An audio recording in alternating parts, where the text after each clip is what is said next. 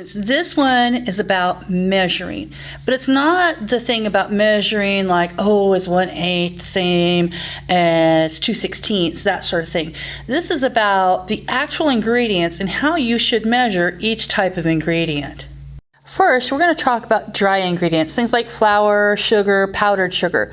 When you have these sort of ingredients, what you do is you get a spoon or a scoop of some sort. I'm going to just use a regular household spoon, and you're going to spoon it into the measuring cup.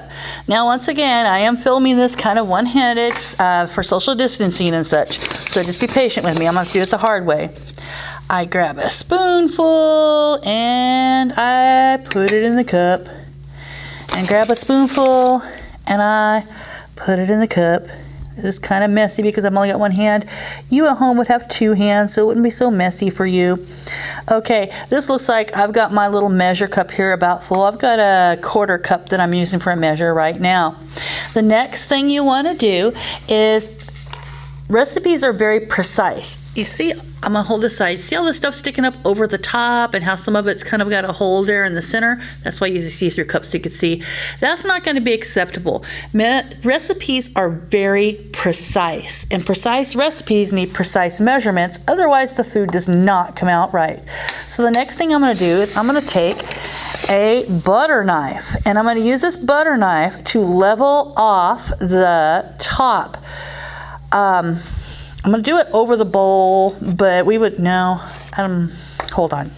Now, brown sugar is a special exception to the rule for how we measure it. It has a special way it has to be done. So we're going to take our cup and we're going to spoon our brown sugar in. I'm going to just kind of spoon it in right now because, once again, only one-handed. Okay, so if I were to pull this out of my brown sugar, you can see that that is way too much brown sugar, and that would probably mess my recipe up a lot. But here's the secret to brown sugar. With brown sugar, you're going to press it into the cup with your fingers. So I'm going to start pressing down on this right now. I still have a little extra, so I'm going to scoop that back into the bag. Now you can see I have packed that in there with my fingers. You can almost see my little fingerprint ridges in there.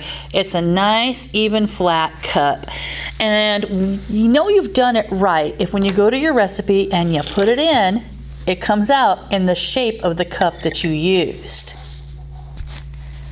Now when I have baking soda, vanilla, salt, baking powder, I usually use very small measuring spoons. When you go in here, you also want to make sure you level it off, but you can do that against the side of the package. See, nice and straight, because you don't want too much in there. It is okay to use this for vanilla because even though it's a liquid, it's going to be such a small amount that it's not really going to be an issue.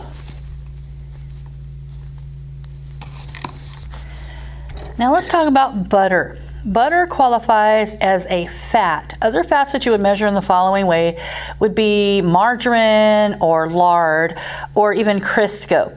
You're going to use a dry measure cup to measure these items.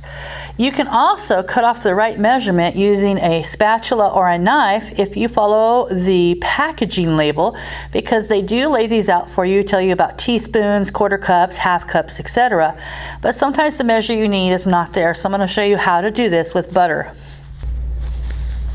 With butter, you're going to want to put it into the dry measure, but you're going to want to cram it in, kind of like you had to do with the brown sugar, except this time you're going to use your knife to pack it in.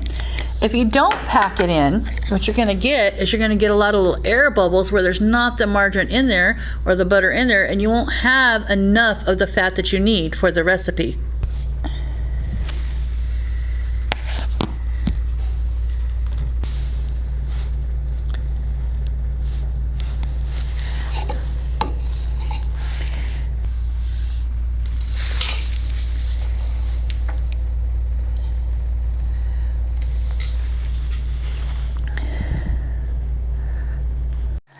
Okay, I'm just going to go ahead and make a mess on the table. Normally you would do this back over the bag so that the extra stuff fell in. But like I said, I'm working one-handed here.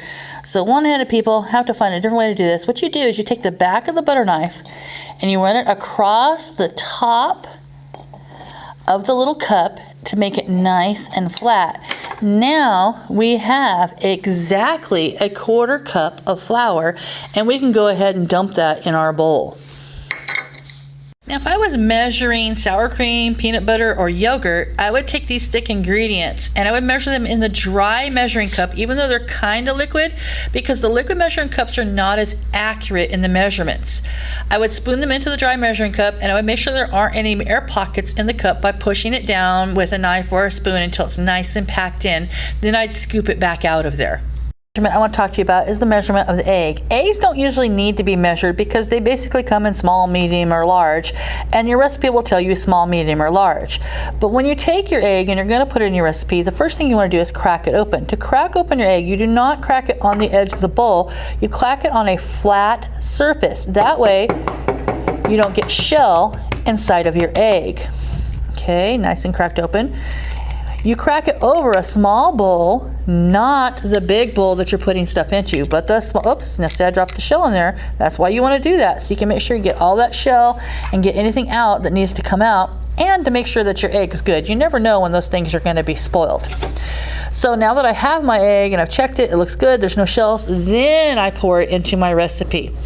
Now, if my recipe called for 2 eggs, I would crack each one separately just to make sure I got a good, clean egg to put in my recipe. So that's it for how to measure different things. Hopefully, this will help you with our activity today.